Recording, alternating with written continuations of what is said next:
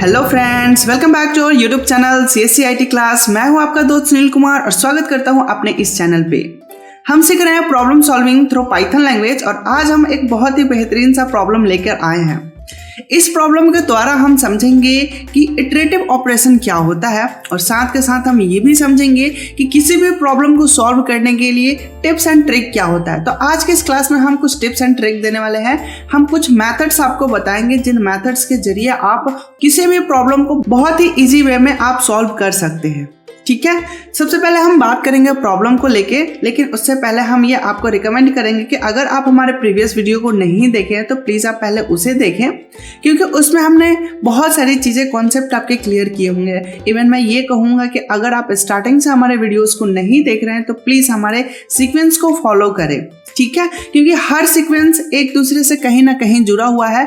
हर videos में आपको बहुत सारे कंसेप्ट मिलेंगे एंड बेसिक जो कॉन्सेप्ट होता है वो इम्पोर्टेंट होता है हर प्रोग्राम को करने के लिए, क्योंकि हम हर में कुछ कुछ बताते जा रहे हैं, कुछ कुछ थ्योरी भी आपका लगभग कंप्लीट भी होते जाएगा और कंसेप्ट भी क्लियर होते जा रहा है। ठीक है, तो आपसे ये रिक्वेस्ट है कि आप प्लीज सीक्वेंस को करेंगे तो आपको हर छोटी छोटी बातें बहुत ही बेहतरीन तरीके से क्लियर होते जाएगा और आप बहुत ही बेहतरीन समझते चलेंगे।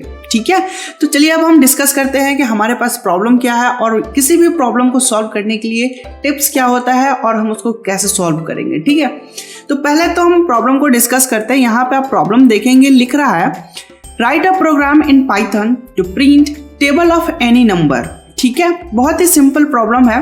प्रॉब्लम ये है कि आपको किसी भी नंबर का टेबल प्रिंट करना है। ठीक है, और वो जो नंबर है यूजर के द्वारा आएगा, which number is given by user. ठीक है, वो नंबर किसके द्वारा आएगा, तो यूजर के द्वारा इनपुट किया जाएगा। तो ये है प्रॉब्लम। अब इस प्रॉब्लम को हम कैसे सॉल्व करेंगे, तो किसी भी प्रॉब्लम को हम मात्र 4 स्टेप में सॉल्व कर सकते हैं। बहुत ही सिंपल स्टेप है, जरा ध्यान से समझिएगा। कोई भी लाइफ में प्रॉब्लम हो तो उनको हम 4 तरीके से सॉल्व कर सकते हैं और रियल लाइफ प्रॉब्लम को ही सॉल्व करने का जो टेक्निक होता है, जो हम मैथमेटिकल तरीके से सॉल्व करते हैं, उसी को हम बोलते हैं कंप्यूटेशनल मॉडल। ठीक है, ये एक ऐसा मॉडल होता है जिसके मदद से हम रियल लाइफ प्रॉब्लम को मैथमेटिकल तरीके से सॉल्व करते हैं और वो बहुत ही परफेक्ट होता है और उसमें हर प्रॉब्लम सॉल्व हो ही जाता है। ठीक है, तो सबसे पहला स्टेप मैं की बात करूंगा तो सबसे पहला जो स्टेप होता है किसी भी प्रॉब्लम को सॉल्व करने के लिए वो ये होता है कि आप अपने प्रॉब्लम को बहुत ही बारीकी से अंडरस्टैंड करें। चाहे लाइफ में कितनी भी बड़ी प्रॉब्लम क्यों ना हो, उस प्रॉब्लम के जड़ तक पहुंचिए। जब आपको प्रॉब्लम समझ में आएगा तभी तो उसको दूर करेंगे। अगर प्रॉब्लम ही नहीं समझ में आएगा, जब बीमारी ही पकड़ में नहीं आएगा तो दवाई किस चीज़ का चलेगा, है ना। तो फर्स्ट ऑफ ऑल आपको प्रॉब्लम को 1 बार नहीं 2 बार नहीं तब तक पढ़े जब तक कि आपकी प्रॉब्लम को अच्छे तरीके से समझ में ना आ जाए। ठीक है, तो हम इस प्रॉब्लम को एक बार फिर से पढ़ते हैं। ठीक है, प्रॉब्लम ये कह रहा है कि write a program in Python. ठीक है, आपको क्या करना है कि एक प्रोग्राम राइट करना है, वो भी किस लैंग्वेज में, पाइथन लैंग्वेज में। ठीक है, और प्रोग्राम क्या है, तो प्रोग्राम आपका सिंपल है कि टेबल को प्रिंट करना है। टेबल आप समझते हैं टेबल क्या होता है, तो जैसे कि हम हिंदी में अगर बात करें तो जिसको हम पहाड़ा बोलते हैं उसी को इंग्लिश में टेबल बोला जाता है। ठीक है, और कौन से नंबर का टेबल में प्रिंट करना है, तो एनी नंबर, किसी भी नंबर का हमें टेबल प्रिंट करवाना, कोई दिक्कत नहीं है। अगर हम मान लीजिए कि अगर हम 2 का टेबल प्रिंट करा देते हैं तो हम किसी भी नंबर का टेबल प्रिंट करा सकते हैं, है ना। तो किसी भी एक नंबर पे हमें सीखना है, प्रैक्टिस करना है। ठीक है, और ये जो नंबर है ये किसके द्वारा दिया जाए, तो ये यूजर के द्वारा दिया जाना चाहिए, यानी कि हमें इनपुट करवाना है। ठीक है, तो लगभग आपके सारे प्रोसेस समझ में आ गया है। जो मैंने अभी रफ किया है उसको मैं हटा देता हूं ताकि स्क्रीन साफ सुथरा दिखाई दे। ठीक है, तो ये हमने प्रॉब्लम को समझ लिया कि हमें टेबल प्रिंट करना है और वो यूजर द्वारा इनपुट दिया जाएगा। अब इस प्रॉब्लम को हम सॉल्व कैसे करेंगे, तो सबसे पहला स्टेप तो हमने कवर कर लिया कि हमारा पहला स्टेप है कि प्रॉब्लम को अंडरस्टैंड कर लेना। जब प्रॉब्लम हम समझ लेते हैं तो दूसरा जो स्टेप होता है वो होता है कि उसका लॉजिक क्या है, यानी कि हमारा जो प्रॉब्लम है उस प्रॉब्लम को कैसे सॉल्व किया जा सकता है। तो टेबल है, तो टेबल के बारे में अब हमें स्टडी करना पड़ेगा कि टेबल क्या होता है, यानी कि जो हमारा मेन प्रॉब्लम है वो हमारा मेन प्रॉब्लम क्या है, टेबल प्रिंट करना है ना, टेबल पे हमें फोकस करना है कि टेबल क्या होता है, उसके बारे में अब आपको जानना जरूरी है। किसी भी प्रॉब्लम के बारे में जब तक हम जानेंगे नहीं तब तक हम उसको कैसे डेवलप कर पाएंगे, है ना। तो हमें टेबल के बारे में विशेष समझना है, उसके हर छोटे छोटे पॉइंट्स को समझना है, ठीक है। तो अभी हम बात करते हैं किसी भी नंबर का, अगर हम बात करें टेबल प्रिंट करने की, तो सपोज अगर हम बात करें कि हम 5 का टेबल प्रिंट करना चाहते हैं, तो 5 का टेबल होता कैसे है।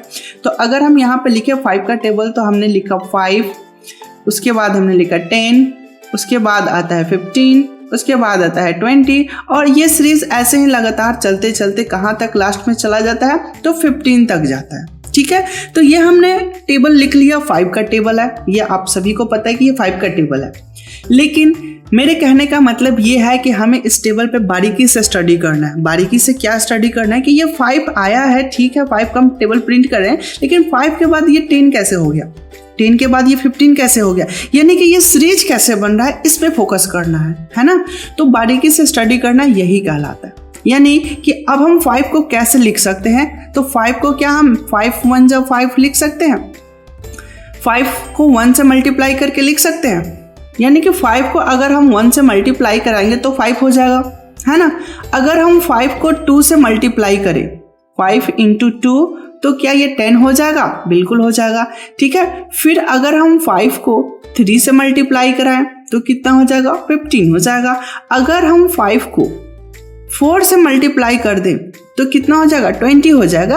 और ये सीरीज ऐसे ही चलते चलते लास्ट कहाँ तक जाएगा, 5 को हम फाइनली लास्ट कहाँ तक लेके जाएंगे, 10 तक मल्टीप्लाई कराएंगे, ठीक है। और 10 तक मल्टीप्लाई करने के साथ हमारा जो आउटपुट है वो 15 हो जाएगा, ठीक है।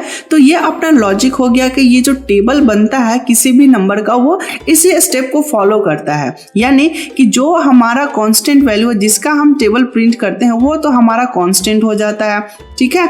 और 1 से लेकर के हमें 10 तक नंबर से मल्टीप्लाई कर करके उसके सीरीज को लिखने होते हैं। तो आपको यहाँ पे क्या समझना, अगर पैटर्न समझे, जिस नंबर का हमें प्रिंट करना है टेबल, उस नंबर को 1 से लेकर के 10 तक हमें बारी बारी से मल्टीप्लाई करना है, ठीक है। ऑपरेशन क्या है अपना, ऑपरेशन है मल्टीप्लिकेशन का, ठीक है, मल्टीप्लिकेशन करना है, लेकिन सेम काम हमें बार बार करना है, ठीक है। ध्यान से समझिएगा, हम सेम स्टेप को, मल्टीप्लिकेशन के स्टेप को 10 टाइम्स कर रहे हैं, यानी कि 10 बार मल्टीप्लाई करना है बारी बारी से, तब जाके हमारा ये टेबल प्रिंट हो जाएगा। तो हमारे प्रोग्रामिंग में एक कॉन्सेप्ट होता है कि सेम काम अगर बार बार करना है तो ऐसे ऑपरेशन को हम बोलते हैं इटरेटिव ऑपरेशन। ध्यान से समझिएगा, बहुत इंपॉर्टेंट बात हो रही है। अगर सेम ऑपरेशन को बार बार रिपीट करना हो तो वैसे ऑपरेशन को हम क्या कहते हैं, इटरेटिव ऑपरेशन, ठीक है, इटरेटिव ऑपरेशन। और इटरेटिव ऑपरेशन को सॉल्व करने के लिए हमारे पास 2 टेक्निक्स होते हैं। और इटरेटिव ऑपरेशन को सॉल्व करने के लिए हमारे पास जो टेक्निक होता है उस टेक्निक को हम बोलते हैं लूप, ठीक है। यानी कि हम इसमें लूप लगाने वाले हैं। अगर लूप की टाइप की बात करें तो पाइथन में लूप 2 प्रकार के होते हैं। पहला जो लूप होता है उसको हम बोलते हैं व्हाइल लूप, ठीक है। दूसरा जो लूप होता है उस लूप को हम बोलते हैं फॉर लूप, ठीक है। तो हम यहाँ पे इटरेटिव ऑपरेशन को सॉल्व करने के लिए व्हाइल लूप और फॉर लूप, इन दोनों का हम यहाँ पे यूज कर सकते हैं, ठीक है। लेकिन आज की इस क्लास में हम ज्यादा फोकस किस पे करेंगे, व्हाइल लूप के ऊपर फोकस करने वाले हैं। फॉर लूप को हम अगले क्लास में डिस्कस करेंगे, ठीक है। तो अब हमने दूसरा स्टेप भी समझ लिया, लॉजिक हमने निकाल लिया कि हमें काम कैसे करना है। तो 5 को मल्टीप्लाई करना है, 5 ही क्यों, यानी कि जो भी नंबर आएगा इनपुट यूजर द्वारा, उस नंबर को हमें 1 से लेकर 10 तक मल्टीप्लाई करने हैं। और मल्टीप्लाई करने के लिए हमें लूप लगाना पड़ेगा, और लूप लगाने के लिए हम या तो व्हाइल लगा सकते हैं या तो फॉर लगा सकते हैं। तो ये अपना लॉजिक तैयार हो चुका है। अब बात आता है एल्गोरिदम की। एल्गोरिदम क्या होता है, तो एल्गोरिदम जो होता है ना, नियरेस्ट टू कोडिंग होता है, यानी कि कोडिंग करने के बहुत करीब होता है। एल्गोरिदम ही डिसाइड करता है कि कोडिंग कैसे होगा, इसका मेन लॉजिक क्या है, हम कैसे इस ऑपरेशन को यूज करेंगे, ठीक है। फिलहाल अभी हम इस प्रॉब्लम को जो सॉल्व करने वाले हैं व्हाइल लूप के थ्रू करने वाले हैं। तो हम सबसे पहले व्हाइल लूप का सिंटेक्स देखेंगे कि व्हाइल लूप एक्चुअली होता क्या है। तो हम यहाँ पे व्हाइल लूप का सिंटेक्स देखते हैं और इसको हम अप्लाई करेंगे, ठीक है। तो while लूप का सिंटेक्स मैं यहाँ पे लिख रहा हूँ। सिंटेक्स ये है कि सबसे पहले आपको while लिखना पड़ेगा, ठीक है। हम यहाँ पे लिख लेते हैं while, ठीक है। while लिखने के बाद इसके बाद हमें लिखना होता है इसका एक्सप्रेशन। एक्सप्रेशन क्या होता है? तो एक्सप्रेशन हमने पिछले क्लास में डिस्कस किया है कि एक्सप्रेशन एक्चुअली होता क्या है। तो एक्सप्रेशन कुछ खास नहीं, जो भी हम ऑपरेशन कर रहे होते हैं, प्लस माइनस सब्ट्रैक्शन या फिर ग्रेटर देन लेस देन, वो सभी को हम क्या कहते हैं? एक्सप्रेशन कहते हैं, जिसका कुछ आउटपुट आए, ठीक है। एक्सप्रेशन लिखने के बाद अब एक्सप्रेशन यहाँ पे कुछ भी हो सकता है। अगर 0 आ रहा है तो उसको फॉल्स माना जाएगा, अगर नन 0 आ रहा है तो उसको ट्रू माना जाएगा, ठीक है। अब यहाँ पे अगर हम 2 कॉलन लगाते हैं तो कॉलन ऑपरेटर का हमें मतलब पता है कि कॉलन ऑपरेटर क्या बताता है, तो इसके ब्लॉक को बताता है। यानी कि ये एक्सप्रेशन जब ट्रू होगा तो वाइल की बॉडी चलेगा, वाइल का ब्लॉक चलेगा। तो हमने वाइल की बॉडी बनाने के लिए कॉलन ऑपरेटर का यूज किए हैं। अब क्या होगा कि हम कुछ पैराग्राफ छोड़ के आगे कोड लिखेंगे, ठीक है। तो हम यहाँ पे जितने भी स्टेटमेंट आपको लिखने हैं वो सारे स्टेटमेंट लिख सकते हैं, ठीक है। अब एक स्टेटमेंट हो तो एक भी लिख सकते हैं, अगर मल्टीपल स्टेटमेंट है तो भी आप लिख सकते हैं, ठीक है। ये तो हो गया वाइल की बात। अगर वाइल पूरी तरह से एग्जीक्यूट कर गया, कंडीशन पूरे कंप्लीट होने के बाद क्या होगा? अगर और अदर स्टेटमेंट है तो वो भी स्टेटमेंट यहाँ पे आप एग्जीक्यूट कर सकते हैं। जितने भी आपके कोड हो वो सारे के सारे कोड चल सकते हैं, ठीक है। तो ये हो गया अपना सिंटेक्स हो गया, जो कि हम इम्प्लीमेंट करने वाले हैं अपने प्रोग्राम में। तो ये है अपना सिंटेक्स। क्या है? सिंटेक्स है किसका? व्हाइल लूप का। मुझे उम्मीद है कि यहाँ पे आपको समझ में आ गया होगा। अगर मेरी हैंडराइटिंग आपको समझ में नहीं आ रहा तो मैं इसको थोड़ा सही से लिख देना चाहूँगा, थोड़ा टाइप करके लिख देता हूँ ताकि आपको बेहतर सिंटेक्स समझ में आए। बाकी आप समझ चुके हैं कि हमें करना क्या है, तो मैं डायरेक्ट यहाँ पे टाइप कर देता हूँ, ठीक है। आपको बेहतर समझ में आएगा। हम यहाँ पे लिख लेते हैं व्हाइल, सब कुछ स्मॉल में लिखेंगे, ठीक है। उसके बाद हमें लिखना है एक्सप्रेशन, उसके बाद कॉलन ऑपरेटर, फिर हम एंटर करेंगे तो ये अपने आप कुछ स्पेस एक इंडेंट लेवल आगे करके अपना रहेगा और यहाँ पे अपने को लिखना है स्टेटमेंट, ठीक है। मैं इसमें ब्रैकेट में एस लिख देता हूँ कि मल्टीपल स्पेस स्टेटमेंट हो सकते हैं या सिंगल स्टेटमेंट भी हो सकते हैं, ठीक है। अब इसकी बॉडी कंप्लीट होने के बाद आपको अदर स्टेटमेंट है तो आप लिख सकते हैं, अदरवाइज छोड़ सकते हैं, ठीक है। तो ये हो गया, इसका सिंटेक्स हो गया है, ठीक है। इसको मैं अलग कलर से दिखा देता हूँ कि यहाँ पे अपने को क्या लिखना है, एक्सप्रेशन लिखना है, ठीक है। मेन है एक्सप्रेशन। एक्सप्रेशन डिसाइड करेगा कि वाइल की बॉडी चलेगा या नहीं चलेगा, ठीक है। एक्सप्रेशन क्या होता है मैं एक बार और नीचे की तरफ थोड़ा एक्सप्लेन कर देना चाहूँगा। जैसे कि हमने लिखा, जैसे 2 ग्रेटर देन 5, क्या ये स्टेटमेंट ट्रू है? ये स्टेटमेंट हमें ये कह रहा है कि 2 5 से बड़ा है, तो ये स्टेटमेंट क्या हो गया? फॉल्स हो गया। अगर ये स्टेटमेंट मान लीजिए कि इस एक्सप्रेशन के जगह पे लिखा होगा तो ये फॉल्स होगा। फॉल्स होगा तो इसकी बॉडी नहीं एग्जीक्यूट करेगा, ठीक है। अगर इसी केस को अगर हम यहाँ पे चेंज कर देते हैं, ठीक है, यहाँ पे इस बार क्या कर देते हैं 2 लेस देन 5, इसका रिजल्ट क्या आएगा? इसका जो एक्सप्रेशन का रिजल्ट आएगा वो आ जाएगा ट्रू में, ठीक है। तो जैसे ट्रू होगा तो अब क्या होगा? तो स्टेटमेंट किसका? व्हाइल का स्टेटमेंट एग्जीक्यूट हो जाएगा, ठीक है। तो अगर एक्सप्रेशन आपका ट्रू आता है तो व्हाइल की बॉडी चलेगा, अगर फॉल्स आता है तो नहीं चलेगा, ठीक है। तो ये हो गया इसका सिंटेक्स की बात। एक्सप्रेशन भी समझ लिए, एक्सप्रेशन या तो ट्रू होगा या तो फॉल्स होगा। ट्रू यानी कि अगर 0 है तो इसको फॉल्स माना जाता है।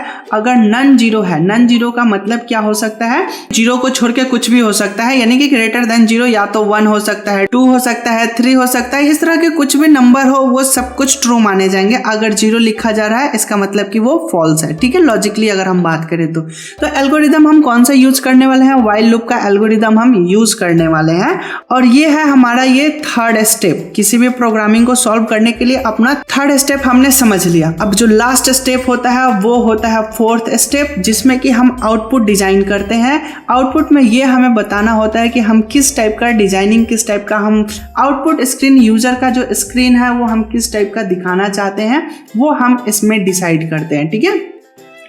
तो यहाँ पे हम सपोज मान लीजिए कि ये अपना आउटपुट स्क्रीन है। अब इस आउटपुट स्क्रीन में हम क्या आउटपुट, हम अपने प्रोग्राम का क्या डिजाइनिंग रखना चाहते हैं वो हम यहाँ से डिसाइड कर सकते हैं, ठीक है। तो हम चाहते हैं कि हमें सबसे पहले ये पूछा जाए इंटर अ नंबर, ठीक है। यहाँ पे हमसे यूजर से इनपुट मांगा जाए, ठीक है। अब इनपुट जैसे ही कोई नंबर प्रिंट करे, सपोज मान लीजिए कि यूजर ने हमें कुछ नंबर प्रिंट करने को दिया, सपोज यहाँ पे 2 दे दिया, ठीक है। तो 2 देने के बाद क्या हो, तो ऑटोमेटिक हमें यहाँ पे 2 का टेबल प्रिंट होना चाहिए, ठीक है। 2, 4, 6, 8 एंड सो ऑन, लास्ट 20 तक ये हमारा प्रिंट होना चाहिए, ठीक है। तो ये हम कुछ आउटपुट चाहते हैं इस तरीके से, 2, 4, 6, 8, 10 एंड सो ऑन। इसी तरह से ये हमारा टोटल नंबर प्रिंट होने चाहिए, पूरा 2 का टेबल प्रिंट होना चाहिए। अगर यूजर हमें यहाँ पे 5 इनपुट करता है तो यहाँ पे हमें 5 का टेबल प्रिंट होना चाहिए, ठीक है। तो इस तरह से ये हमारा काम होना चाहिए। तो हमने इस प्रॉब्लम को सॉल्व करने के लिए 4 स्टेप देखा। पहला स्टेप ये था कि किसी भी प्रॉब्लम को बहुत ही बारीकी से अंडरस्टैंड करना है, समझना है, और जब आपको समझ में आए कि प्रॉब्लम क्या है तो दूसरे स्टेप में उस प्रॉब्लम का हम लॉजिक तैयार करते हैं कि उसको कैसे सॉल्व कर सकते हैं, एंड थर्ड स्टेप में उसका एल्गोरिदम तैयार करते हैं कि हमें इस प्रॉब्लम को सॉल्व करने के लिए कौन सा टेक्निक यूज करना है, एंड लास्ट में हम किस तरह का आउटपुट डिजाइन करना चाहते हैं उसका हम एक रफ आइडिया निकाल लेते हैं। आउटपुट स्क्रीन को देखते हुए अब हम कोडिंग करने वाले हैं, ठीक है। तो मुझे उम्मीद है कि ये सारे लॉजिक आपको समझ में आए होंगे, और इसी लॉजिक के बेस पे मैं लास्ट में आपको कुछ क्वेश्चन दूंगा और उन प्रॉब्लम को आपको सॉल्व करना है। बेहतर अगर आप अपना लॉजिक डेवलप करना चाहते हैं, जितना ज्यादा से ज्यादा प्रॉब्लम हो सकता है उतने ज्यादा से ज्यादा प्रॉब्लम को सॉल्व करें। ये कोई जरूरी नहीं है कि जितना मैं प्रॉब्लम आपको दूं आप उतना ही सॉल्व करें। आपके बुक में या फिर इंटरनेट पे ढेरों सारे प्रॉब्लम अवेलेबल हैं, आप उन प्रॉब्लम्स को देखें, समझें और उनको सॉल्व करने की कोशिश करें, और हाँ, खुद से सॉल्व करने की कोशिश करें विदाउट किसी के हेल्प के, ठीक है। हाँ, हेल्प ले, लेकिन कॉन्सेप्ट के ऊपर हेल्प लें, उसके स्टेटमेंट्स के बारे में पढ़ें, उनको इम्प्लीमेंट कैसे किया जाता है इसके बारे में समझें, लेकिन कोडिंग खुद से करें, लॉजिक खुद से बनाएं, ठीक है। नए नए प्रॉब्लम का खुद से देखें, प्रॉब्लम का कोडिंग आपको कहीं से नहीं देखना है, ठीक है। तो चलिए अब हम चलते हैं अपने एडिटर्स के ऊपर और इस प्रोग्राम को रन कराते हैं। तो अब हमने यहाँ पे अपना एडिटर ओपन कर लिया है। एडिटर ओपन करने के बाद न्यू फाइल भी हमने ले लिया है, और सबसे पहले हम न्यू फाइल को सेव ही कर लेते हैं। आखिरकार लास्ट में हमने को सेव करना ही है, तो हम पहले ही सेव कर लेते हैं, ठीक है। सेव हमारा कहाँ हो रहा है, तो डॉक्यूमेंट्स के अंदर जो कोड नाम का फोल्डर है इसमें हम सेव कर रहे हैं, और यहाँ पे हमने सेव कर लिया प्रिंट टेबल के नाम से .py, ठीक है। हमने एक्सटेंशन .py रखते हुए इसको हम सेव करते हैं। तो ये अपना फाइल सेव हो चुका है। अब अपने को क्या करना है, इसमें कोड करना है। तो जैसे कि हमने आउटपुट स्क्रीन बनाया था कि सबसे पहले अपने को एंटर करवाना है एक नंबर, ठीक है। तो हमने यहाँ पे नम नाम का एक वेरिएबल बना लिया। इसमें हमने असाइन ऑपरेटर लगाते हुए इंटीजर टाइप का हम वैल्यू इनपुट कराने वाले हैं, और इनपुट का हम मैसेज यहाँ पे दे देते हैं। मैसेज क्या है, इंटर अ नंबर, ठीक है। हमने यहाँ मैसेज भी दे दिया। तो ये तो इनपुट कराने का अपना स्टेटमेंट कंप्लीट हो चुका है। अब हमें क्या करना है कि लूप लगाना है, ठीक है। तो लूप लगाने के लिए हमें लूप का नाम लिखना पड़ेगा, और नाम लिखने के बाद अब हमें एक्सप्रेशन देना है। और एक्सप्रेशन अपना क्या होगा, तो हमें एक्सप्रेशन में वो चीजें देना है जो कि हमें काम करवाना है, ठीक है। तो अपने को काम क्या करवाना है, तो अपने को काम ये करवाना है, ये जो 1 है इस 1 को 10 तक चलाना है, ठीक है। क्योंकि 5 तो हमारा फिक्स है, नम में आ चुका है। मान लीजिए कि अगर हम 5 का टेबल प्रिंट करवाएं तो 5 तो नम में आ चुका है, ठीक है। अब नम नाम का जो वेरिएबल है, अभी मैं इसको क्या करता हूँ थोड़ा और अच्छे से आपको एक्सप्लेन करता हूँ। इसको मैं रफ कर देता हूँ, इसकी कोई ज़रूरत है नहीं। अभी आप यहाँ पे देखेंगे कि हमारा जो इनपुट हुआ है वो इनपुट कौन से जगह पे हुआ है, तो इनपुट जो हुआ है अपना नम के अंदर इनपुट हुआ है, ठीक है। हमने जो नम लिया है, ठीक है, नम में मान लीजिए कि नम नाम का जो वेरिएबल है उसमें 5 आ चुका है, ठीक है। 5 तो हमारा फिक्स हो गया, लेकिन अब इस नम को हमें 1 से 10 तक प्रिंट करवाना है, यानी कि नम, ठीक है, नम इंटू अब 1, नम इंटू 2, नम इंटू 3, इसी तरह से अपने को काम करवाना है। तो ये देखिए 1 के बाद 2 आ रहा है, 2 के बाद 3 आ रहा है, तो ये इस तरह से चलते चलते 10 तक जाएगा। अब ये 10 तक जाएगा और एक एक वेरी कर रहा है, तो हमें क्या करना होगा कि यहाँ पे भी एक वेरिएबल बनाना पड़ेगा, ठीक है। और वेरिएबल बना के हमें एक एक बार उसकी वैल्यू को इंक्रीज करना पड़ेगा। और कब तक इंक्रीज करना पड़ेगा, जब तक कि उसकी वैल्यू 10 के बराबर ना हो जाए, ठीक है। तो हम एक काम करेंगे कि एक और वेरिएबल बना लेंगे जिसका नाम होगा i, ठीक है। अब i में हम इनिशियली 1 रख देंगे, ठीक है। अब क्या करेंगे, नम इंटू y करेंगे, ठीक है। ये जो अपना नम हो गया, नम को हम i से गुना करेंगे, ठीक है। तो इसका रिजल्ट क्या आएगा, नम के अंदर कितना है 5 है, आई के अंदर कितना है 1 है, और 5 × 1 होगा तो कितना रिजल्ट आएगा 5 आ जाएगा, ठीक है। और जैसे ही लूप की बॉडी आएगी तो लूप के बॉडी में हम ऐसा कोड करेंगे कि आई की वैल्यू चेंज हो जाए, आई की वैल्यू 1 बढ़ जाए तो 1 के बाद कितना हो जाएगा 2 हो जाएगा। तो फिर से अगर ये ऑपरेशन अप्लाई होगा, नम का मतलब 5 × 2 कितना हो जाएगा 10 हो जाएगा। फिर आई की वैल्यू चेंज करना है 3 हो जाएगा, फिर कितना हो जाएगा 5 × 3 कितना हो जाएगा 15 हो जाएगा। और इसी तरह से आई को हमें कहाँ तक लेके जाना है 10 तक लेके जाना है, ठीक है। तो अपना एक्सप्रेशन क्या हो जाएगा, तो एक्सप्रेशन हमारा ये हो जाएगा कि आई की वैल्यू लेस देन और इक्वल टू, यानी कि छोटा हो और बराबर हो कितने से 10 से। समझ में आ रही मेरी बात। अगर इसकी वैल्यू 1 से लेकर के 10 के रेंज में रहेगा तब तक ये काम करे, और 10 से इंक्रीज होके 11 होगा तो ये कंडीशन हो जाएगा फॉल्स। यानी कि यहाँ पे कंडीशन क्या है कि आई की वैल्यू हमेशा कम हो या बराबर हो 10 के, उससे ज़्यादा नहीं होना चाहिए। अगर जैसे ही ज़्यादा होगा वो फॉल्स हो जाएगा, और फॉल्स होगा तो व्हाइल के स्टेटमेंट एग्जीक्यूट नहीं करेगा, ठीक है। तो ये एग्जीक्यूट नहीं करेगा तो हमें इसी स्टेप को इम्प्लीमेंट करना है, ठीक है। तो चलिए इस एल्गोरिदम को अब हम एक्सप्रेशन को सेट करते हैं अपने कोड में। तो अपना ये कोड है, लेकिन उससे पहले अपने को आई बनाना पड़ेगा और आई की वैल्यू हमें सेट करना है ना। तो हम ऊपर आई बना लेते हैं और आई में हमने रख दिया 1, और यहाँ पे अब हम एक्सप्रेशन सेट करते हैं कि I less than and equal to 10, यानी कि आई हमेशा छोटा हो और बराबर हो 10 से। अब आई से छोटा कितना हो सकता है, तो स्टार्टिंग में हमने इनिशियली वैल्यू कितना दे दिया है, तो यहाँ पे हमने इनिशियल वैल्यू 1 दिया है, तो 1 से स्टार्ट हो रहा है, ठीक है। अब इसकी ब्लॉक बनेगा, ब्लॉक बनने के बाद अब हम इसमें क्या क्या कोड करने वाले हैं। तो हमें सबसे पहले जो कोड करना है वो ये करना है कि नम को मल्टीप्लाई करना है आई से, यानी कि नम कितना है तो 5 है और आई कितना है तो 1 है। इतना करने के बाद अब अपने को क्या करना है, इसको प्रिंट भी तो करना है ना। तो इसको हम डायरेक्ट प्रिंट में भी लिख सकते हैं, है ना। तो ये अपना प्रिंटिंग स्टेटमेंट हो गया है कि प्रिंट कर दो नम इंटू आई को। ये हमारा मल्टीप्लाई हो गया, नम इंटू आई। आई एक बार 1 होगा, एक बार 2 होगा, लेकिन कैसे, अभी तो हमने आई को इंक्रीज किया ही नहीं, तो हमें एक लाइन और ऐड करना पड़ेगा इस लूप की बॉडी में। अभी देखिए क्या हो रहा है कि आई इज इक्वल टू हम नहीं पढ़ेंगे, इसको असाइन ऑपरेटर पढ़ा जाता है, ठीक है। आई असाइन आई प्लस 1, है ना। अभी आई की वैल्यू कितना है 1 है, अगर 1 में 1 ऐड किया जाएगा 2 हो जाएगा, और 2 कहाँ चला जाएगा, फिर आई में चला जाएगा।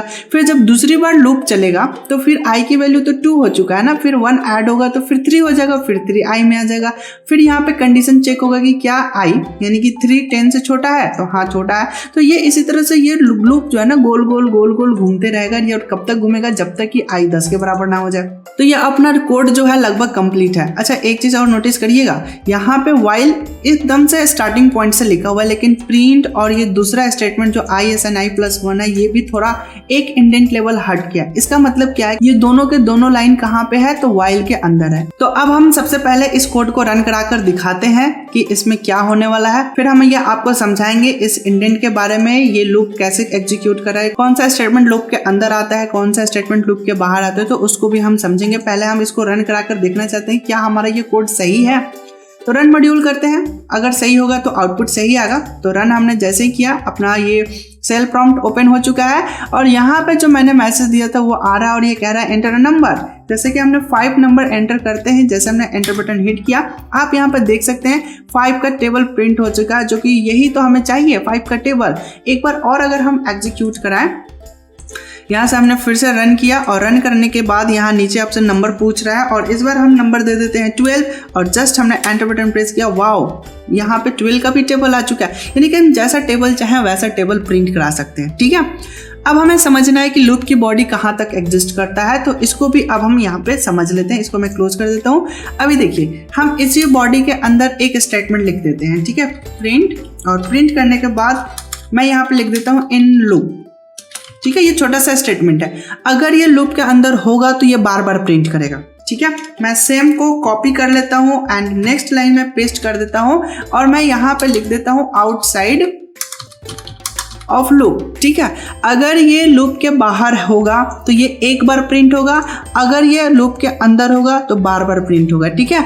अब मेरे हिसाब से क्या है, ये जो प्रिंट फंक्शन है ये लूप के अंदर है। कैसे? क्योंकि ये इस लेवल के बराबर आ रहा है तो ये लूप के अंदर है और ये लूप के बाहर है, यानी कि इन लूप बार बार आना चाहिए और आउटसाइड लूप एक बार आना चाहिए, ठीक है। तो इससे आपको ये समझ में आ जाएगा कि कौन लूप के अंदर है, लूप की बॉडी कहां तक एग्जिस्ट कर रहा है और कौन लूप के बाहर है, ठीक है। तो इसको हम सिंपल रन कराते हैं और यहां से हमने सेव किया, ये हमसे इनपुट मांग रहा है। तो इस बार हम यहाँ पे 2 का टेबल प्रिंट कराते हैं और जस्ट हमने एंटर बटन प्रेस किया तो यहाँ पे आप देख सकते हैं 2 आ गया, 4 आ गया, 6 आ गया, लेकिन साथ के साथ क्या आ रहा है, in loop in loop in loop in loop, ये बार बार प्रिंट हो रहा है बिकॉज कि ये लूप में है।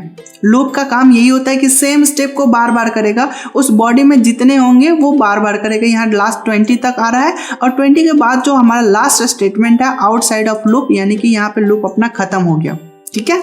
तो ये आपको समझ में आ गया होगा कि लूप की बॉडी कहाँ तक एग्जिस्ट करता है। तो लूप की बॉडी जितना हम इंडेंट इस लेवल में हम जितना कुछ लिखेंगे वो सभी इस लूप के अंदर है, ठीक है। अगर इनकेस एक और हम यहाँ पे व्हाइल लूप लगा लेते हैं, ठीक है, इसके कुछ एक्सप्रेशन होंगे। मान लीजिए कि हमने यहाँ पे फिर से कुछ हम लिख लेते हैं, 2 लिख लेते हैं और यहाँ पे कॉलन ऑपरेटर देते हुए एंटर बटन हमने प्रेस किया। तो अब यहाँ पे हम जो कुछ भी लिख रहे हैं ये वाला स्टेटमेंट ये इस लूप के सेकंड लूप के अंदर है, ठीक है। और ये जो लूप है ये फर्स्ट लूप के अंदर है, समझ में आ रहा है ना। तो ये इसी लूप को हम बोलते हैं नेस्टेड लूप भी बोलते हैं। ये सारे कॉन्सेप्ट अभी हम धीरे धीरे समझेंगे, इतना हम एक बार में लोड नहीं देना चाहते हैं। फिलहाल आपको टेबल प्रिंट करने का हमने प्रोग्राम सिखाया है और ये प्रोग्राम आपका यहाँ तक कंप्लीट हो जाता है, जिसमें आप किसी भी नंबर को बड़े आसानी से प्रिंट करा सकते हैं with the help of while loop. मुझे उम्मीद है कि इस प्रोग्राम से आपने बहुत कुछ नया कॉन्सेप्ट सीखा होगा और इसको बहुत ही अच्छे से एंजॉय भी किया होगा। अगर ये क्लास आपको समझ में आ रहा है और इस तरह के और भी वीडियोस देखने में इंटरेस्टेड रखते हैं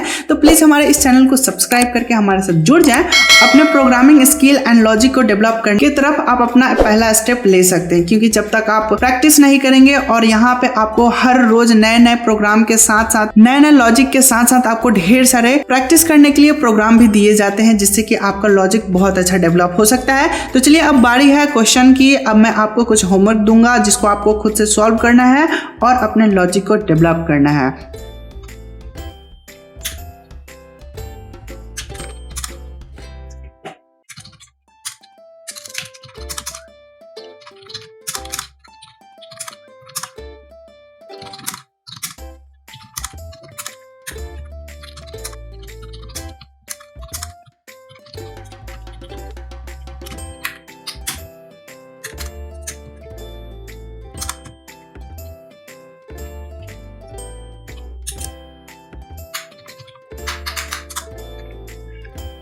दो क्वेश्चन बहुत ही आसान है, मैंने यहाँ पे स्क्रीन पे लिख दिया है। पहला क्वेश्चन ये कह रहा है कि write a program in Python to print the all odd number between 1 to 100। 1 से 100 तक के बीच में आपको ऑड नंबर को प्रिंट करने हैं। कितने ऑड नंबर हैं उन सबको आपको प्रिंट करने हैं। एंड क्वेश्चन नंबर 2 है write a program in Python to print the all even number between 1 to 100। ठीक है, ये दोनों एक दूसरे से मिलते हुए हैं, लेकिन इसमें आपको थोड़ा सा इफ स्टेटमेंट भी यूज करने हैं, आपको यहाँ पे लूप भी स्टेटमेंट यूज करने हैं। इफ स्टेटमेंट आपको यूज करने के लिए हमने प्रीवियस क्लास में बता रखा है, उसका लिंक मैं ऊपर आई बटन पे दे दूंगा, आप वहां से देख सकते हैं। और उन दोनों क्लास को मैंने मिक्स करके आपके लिए होमवर्क तैयार किया है और इसको आप करेंगे तो आपको दोनों को यूज करके आपको प्रोग्राम बनाने की लॉजिक डेवलप हो जाएगा। आप इसको खुद से प्रैक्टिस करें, बहुत इंटरेस्टिंग क्वेश्चन है बहुत ही छोटा सा लेकिन बहुत इंटरेस्टिंग है, इसको करें। अगर कोई भी दिक्कत या समस्या आता है तो प्लीज आप हमें कमेंट सेक्शन में कमेंट करके पूछ सकते हैं। और अगर ये वीडियोस आपको पसंद आया हो, ये क्लास समझ में आया तो प्लीज हमें लाइक करें, लाइक करके हमारा मोटिवेशन बढ़ाएं और अपने दोस्तों के साथ इन वीडियोस लिंक को शेयर करें ताकि वो भी फ्री एजुकेशन का लुत्फ ले सके और हमारा जो मिशन है फ्री एजुकेशन प्रोवाइड करने का वो भी कंप्लीट हो सके और बाकी स्टूडेंट को भी फायदा पहुंचे ताकि वो भी फ्री में एक अच्छा प्रोग्रामिंग सीख सकते हैं और अपने लाइफ करियर को सेट कर सकते हैं। तो आज की क्लास में बस इतना ही, मिलते हैं हम अपने अगले क्लास में नए लॉजिक के साथ, नए होमवर्क के साथ। तब तक के लिए धन्यवाद, बाय बाय, टेक केयर।